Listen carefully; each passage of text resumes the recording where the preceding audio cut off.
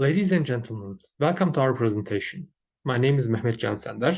I am a PhD student at the University of Trakya, and my research topic is pronunciation teaching. I'm going to teach the German pronunciation to Turkish learners, and my doctoral supervisor is Professor Dr. Hikmet ASUTAY, and he's the head of the the Department of the German Language Teaching at the University of Trakya, and under his supervision, also this presentation has been prepared.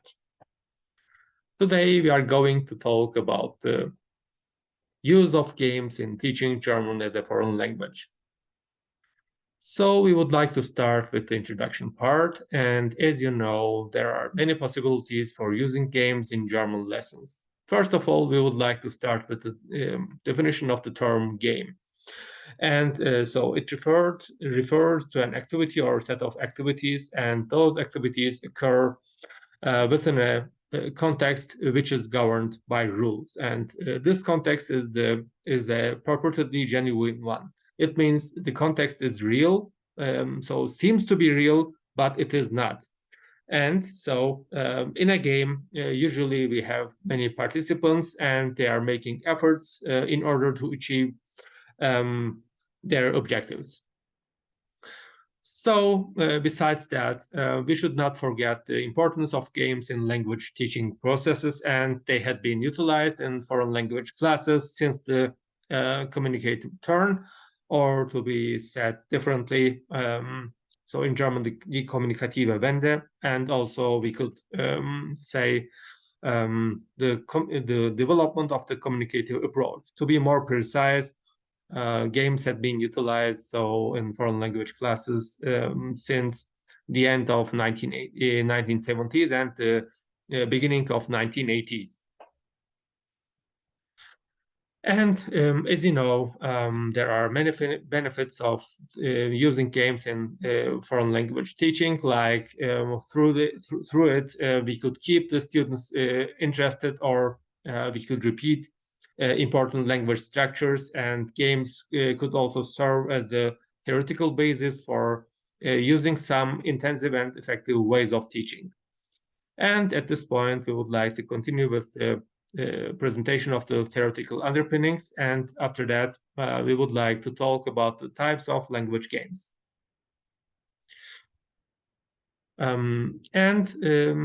So in the presentation of the theoretical underpinnings, we are going to use the statements to make use of the statements of Reinhardt. According to Reinhardt, playful second language learning could be seen from a structural, behaviorist, psychocognitive, socially informed, and ecologically informed perspective.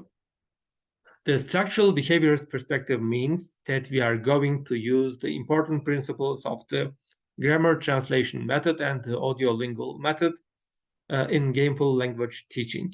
Because, as you know, the theoretical basis of the grammar translation method is structural, and the design of the audiolingual method is both. So the audiolingual method is structural and behaviorist. And so its reflection in the gameful language learning would take place when the teacher provides learners with a vocabulary list, or make them match form to meaning. And also the teacher could give texts so that the learners would translate them. And in such a lesson, we should also make our learners repeat important language structures and use rewards and penalties for positive and negative reinforcement.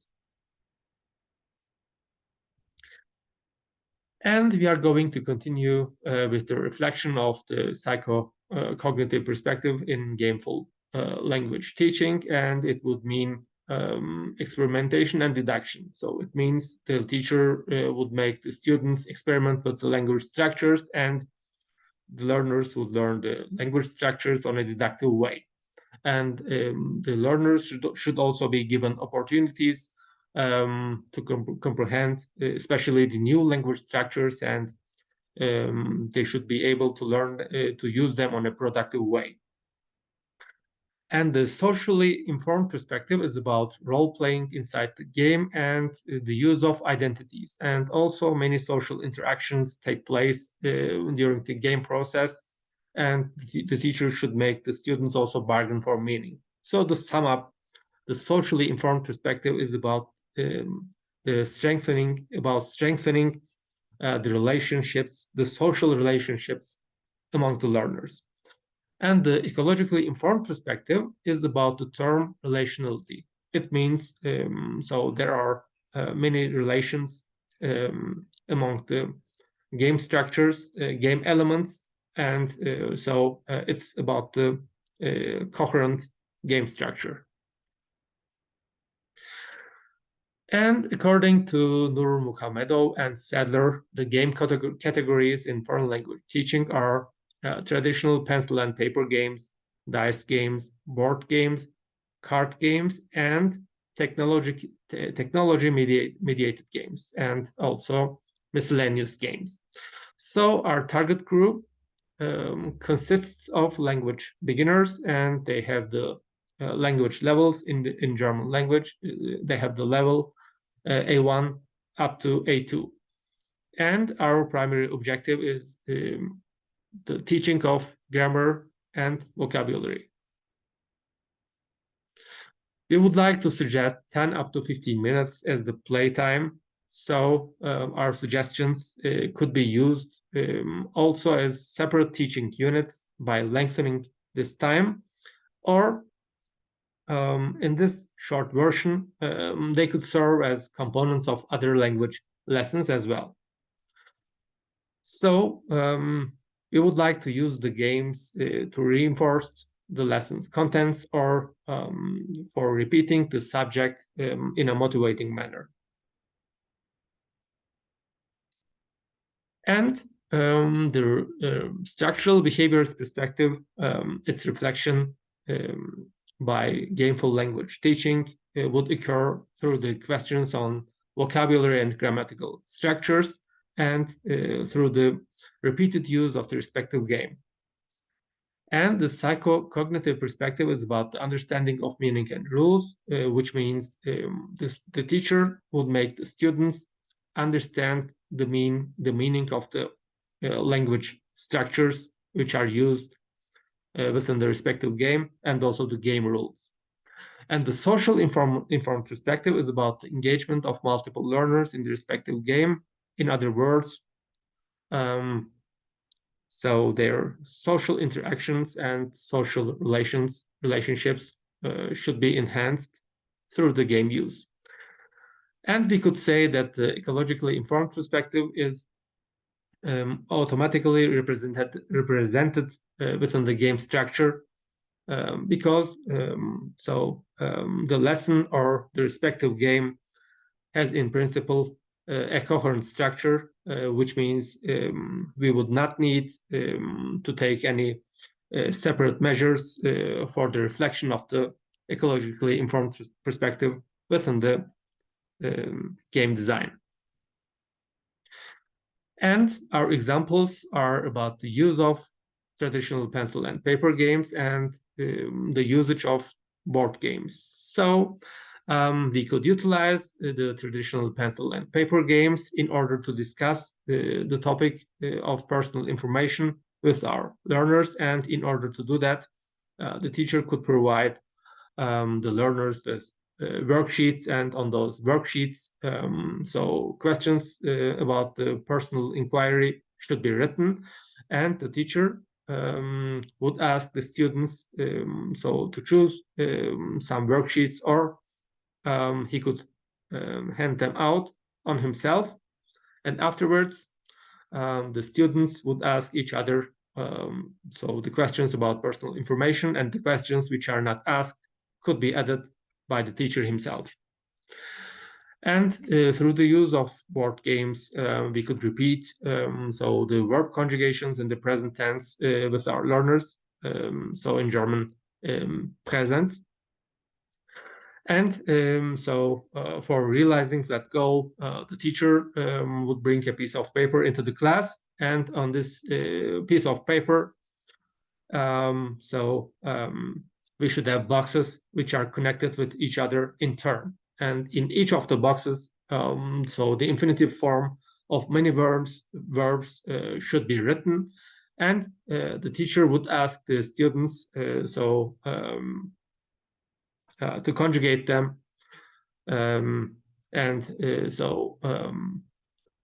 the students which give correct answers would have the chance to move to the next box, and the ones who reach the last box first are the winners of the game round.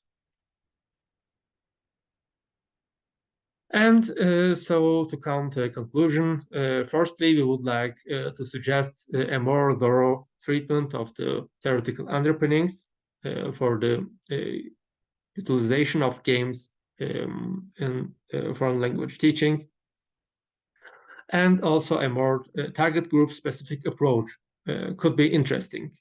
For example, if we have Turkish learners which are learning the German language, then we could make a thorough literature review and then detect their specific difficulties in learning German, and then we could design the game contents accordingly. And especially in Turkey, you might know that tertiary language didactics is an important aspect, because English is the first obligatory language. So that means most of the students and adults have a good knowledge of the English language, which we could activate when we teach them German. So in this context, we should also not forget the growing importance of digital technology and hybrid teaching methods in language teaching. It would mean that special tools could be developed for the usage of games, so in the classroom, and so in language teaching processes in general. And lastly, we would like to talk about the prospect of developing an age-specific program, because the games we would use with children or with high school students or at the university level or with adult professionals, they would be different from each other, because the learners in those groups would have different interests, and also the game design should be done according to their specific learning features. And those are examples for our selected references, which we have used for this presentation.